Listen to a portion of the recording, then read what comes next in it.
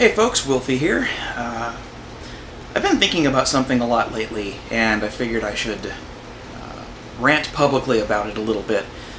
I'm in the middle of setting up a wiki which will let me put some more permanent stuff on my website that don't seem appropriate for a blog. It's stuff that I think should be categorized and organized a bit better. And I guess I'm going to use it as a way to kind of organize thoughts a little bit better. I'm still going to keep the blog posts going, hopefully, but I want to put more thought into some of these posts, and they belong on a more permanent fixture than just a blog site would provide. But anyway, I'm getting off track a little bit. One of the things that I wanted to do with that wiki is put down some of my thoughts on politics and well, mostly politics, to be honest, but there's technology stuff I love to talk about, and things I like to show off, lots of stuff I know how to do that I think would be helpful to show the world, just stuff like that. But about a month and a half ago, and this is where I finally get to the meat of the story, about a month and a half ago, I went on a date with a woman. This was the second time I had gone to lunch, or gone somewhere with her. Our second date, I guess. And the following day, she texted me to say that she didn't think we'd be a compatible couple. And given the conversation that we had that Sunday when we had lunch, I'm inclined to agree. I didn't really think about it too hard back when she said it. It was one of those, oh, okay, well, oh well, type of things. I've only seen her twice, so it wasn't a big deal. It still kind of sucked. It always feels bad when somebody tosses you aside, but the more I've had a chance to think about that conversation, and one thing in particular that she said, the more I realize it's a very good thing that we didn't go further. I was telling her about my trip to visit my parents out in Nevada. I live in Florida, and that's a good 2,400 miles away, and I drove it. Instead of flying or taking a train or a bus, I got in my car, packed my luggage, I drove. 2 straight days. I used a bit of Adderall to help me get through the sleepier times of it, and I didn't actually have any trouble staying awake, which is a testament to the drug, and a little bit scary, but that's another story. Now, the reason I did this, instead of just getting on a damn plane and flying out to see my folks, was the TSA, the Transportation Safety Administration. Now, I can make all sorts of excuses and say, well, it was Christmas, we were exchanging gifts, and it's just easier to drive because you can bring stuff back. But that's a load of crap. They could have shipped me stuff. We could have done the grand unwrapping, or they could have just said, well, here's what we're getting you, here's what we're getting you, and we'll have it shipped and it'll be there by the time you're home. There are ways to deal with it when you fly. But and it was convenient to have my car there so I could drive around myself if I needed to, but no, that wasn't the real reason I did it. The TSA was the real reason I did it. If you'll recall, back in November, there was this attempt to get this mass protest to take place the day before Thanksgiving or very close to it. And the protest was everybody doing it that was going to fly was meant to opt out of the stupid body scanner nonsense and force the TSA to start groping people en masse. Just as many people as possible were intended to do this, with several intentions. The first was to slow everything down, on purpose, on one of the busiest travel days of the year. The second was to start to teach these people, these grunts that work at the TSA, that what they're doing is wrong and probably illegal, and a lot of people are starting to notice and get upset about it. To demonstrate that, well, this isn't just a few people whining, this is a big deal. And lots of people are beginning to take notice and starting to agree, which is even more dangerous. Well, the TSA did something kind of clever. The protest was about these new body scanning machines. These are machines that can see your body without clothes, so they're taking naked pictures of you when you go through these machines. And that's not hyperbole, that's not a joke, I'm serious. They go straight through clothes, they can see your junk, they can see women, they can see your breasts, your nipples, down below. They can tell if you've shaved or if you're natural. all of that. And they do this to young and old, which is just really frightening. There's also some on the backscatter scanners, there's also x-rays involved, and we all know how well people take care of equipment at airports. A well-maintained x-ray machine still leaks a bit of radiation and exposes the operators to a bit of radiation. That's why they get behind that big concrete wall when you get an x-ray. You wear a lead shield, they get behind cement, because they're exposed to more of it than you. Yeah, at an airport where things aren't so well maintained, these people aren't even operating with the benefit of any kind of shielding. So they're irradiating themselves, but they're also irradiating us. And so what happened on Thanksgiving was the TSA decided to close down all the body scanners. They're like, let's just not bother. And it was successful. They were very effective at deflating the entire protest, because everybody was geared up to opt out and slow things down, and the machines were closed. And they were never asked to submit to the machine. See, the reason it's such a big deal is when you say no to that machine, and you've got the right to, you're totally allowed to say no, I am not setting foot in that machine. I will not be irradiated. What happens when you do that is your cat throws up. Nice, Maggie. Anyway, she's just coughing. She didn't throw up. I love cats. Really, I do. They don't just pat you down, wave a metal detector around you, and send you on your way. What they do is try to embarrass you. They actually have literal written instructions, and this is part of what caused the controversy in the first place, to feel up your leg. Just go all the way up until they meet resistance in your crotch.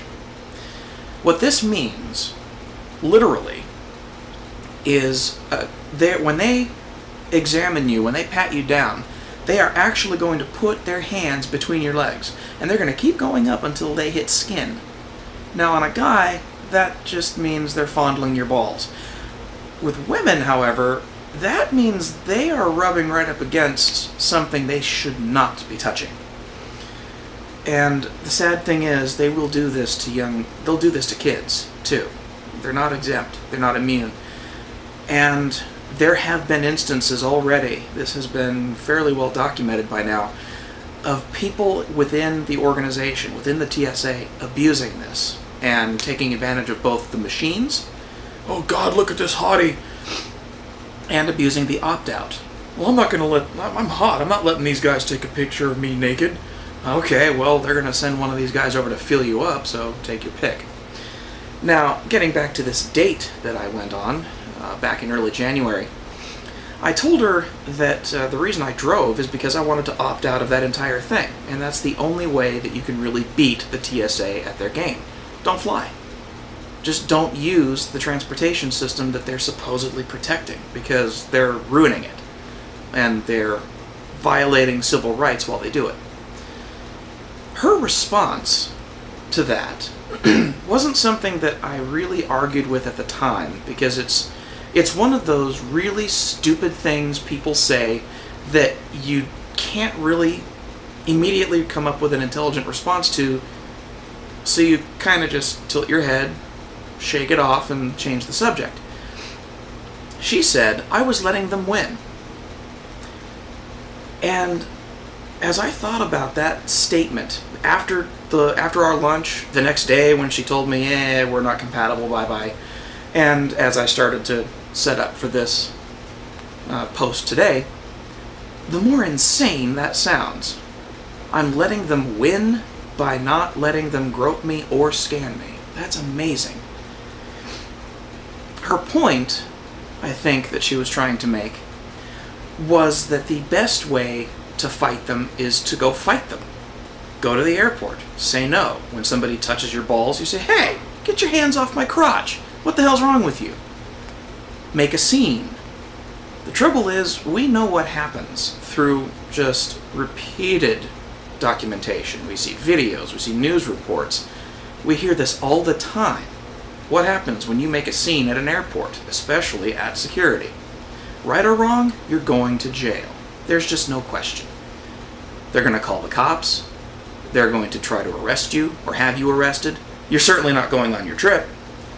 So you're pissing away airline tickets and the money it costs to buy them, and you're risking incarceration. Now, there was a guy that videoed the TSA, and they got really pissed off, and they tried to they pressed charges. The cops came, arrested him, threatened him, made all sorts of really stupid threats, just because he wanted to video his experience with the TSA. He was acquitted over in Arizona. This was earlier this year. He was acquitted of all charges. The jury decided, no, this guy didn't do anything. The state had no evidence at all. He didn't commit a crime. It's not illegal, by the way, to record the TSA or cops, even at an airport. But the problem is, do you really want to spend the time and money to buy a ticket that you know you're probably not going to get to use, cause a scene at the security checkpoint enough to get their attention, get arrested, go to jail, be charged with something stupid, and fight it off and win, only to have accomplished nothing? What good does that do, to put yourself through that meat grinder? No matter how much you protest, you're still going through the meat grinder. And that was the point that I couldn't get across to this woman, who, by my best estimation, is very accustomed to doing as she's told, obeying the rules and not stepping out of line. Even if something seems wrong, well, no, you don't want to rock the boat. Yeah, you really do sometimes, but that's the wrong way to do it. I'm grateful that this man went through all of this and won his case, because it made it harder for the TSA to actually hassle people, at least legally. They can, of course, still do it, because they are in charge there, but at least they think they are. But, you know, practically speaking, it's not worth it to go through all of that hassle just to say no to somebody and not let them do something, when an alternative is available that does the same job. I drove to Nevada instead of flying. I didn't get felt up. I didn't deal with turbulence. I didn't deal with an airport at all, actually. I didn't get x-rayed. I didn't have a backscatter machine try to take pictures of my body without clothes on. I didn't have any problems with airport security, because I simply wasn't there. I didn't go through that system.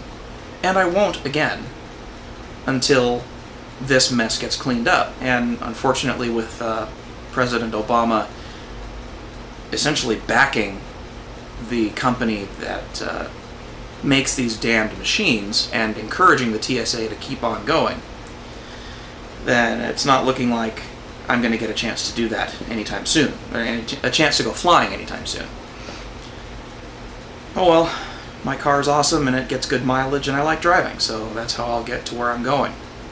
It's going to suck if I have to leave the country, because that means I have to ride on a boat or deal with airport security and just go through that way. But it's funny that that comment and that conversation have stuck with me for as long as they have. It's just astounding how compliant people are, how willing people are to just put up with it. No matter what they do to us at these airports, most people are okay with it. They're convinced it makes us safer, when it doesn't. I don't even need to point out to you that people have smuggled things through successfully, including security experts. They've gotten guns, knives, other weapons through security, even with these scatter machines, even with the scanners, even with the x-ray machines, even with the metal detectors. They don't work. They flat out do not do the job that they're supposed to be doing. It's just more hoops to jump through. It's more herding of the sheep.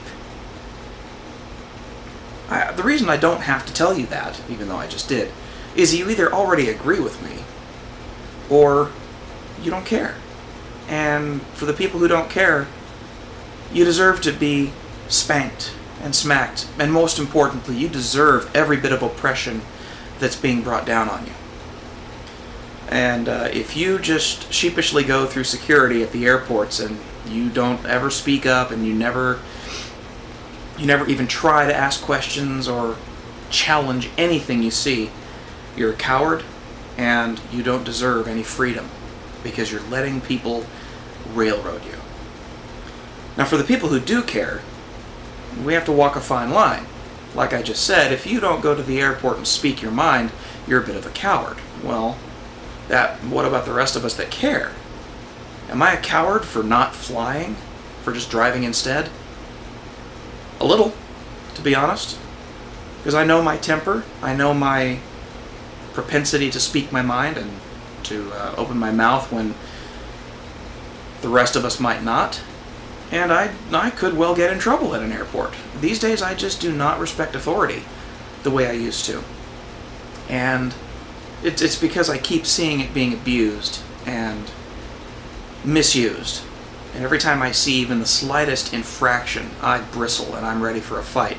And at a busy airport with very surly, bitter, angry screeners working for wages they don't deserve, ready for a fight, just looking for somebody to screw with, you don't want to be that person.